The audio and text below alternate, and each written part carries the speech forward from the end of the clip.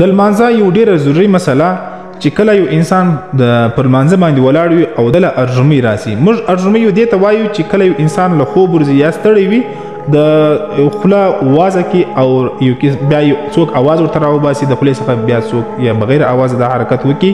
آیا د لمونځ په حالت کې که چیرې انسان له دغه عمل وکړي بیا د لمونځ جایز دی ناجایز دی مکروه دی څنګه دی دا به درته بیان کړم. که چیرې د لمانځه په حالاتو کې ارژمۍ درله راله کوشش وکړه چې دا کنټرول کړي او که چیرې بیا نه کنټرولېږي او ته په لمانځه په حالاتو کې ولاړ وي قیام کې وي نو ته به دغه شی لاس دغه سم لاس سیده لاس به د داخله باندې نیسې او دا ارژمۍ به کنټرول کوي.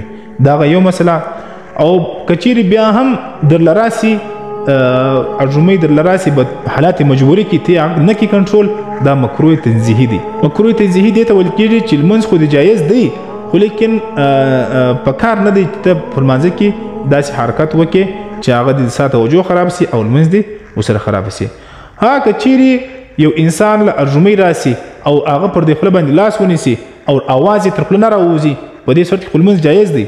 او که چیرې یو انسان له ارژمۍ راسي او هغه داسې اواز راوباسي لکه زموږ پښتانه چې په لمانځه کې ما په خپلو سترګو بعض وخت لیدلی دي چې ارژمۍ ورله راسي دا قسم یو اواز وکړي. که چیرې یو اواز په لمانځه کې ستا د ارژمۍ په وخت کې راووتی نو په دې وخت د لمونځ فاسد دی برته به د لمونځ راګرځئ.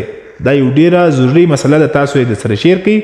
انشاءالله العزیز الله رب العزت به د دې اجر تعالی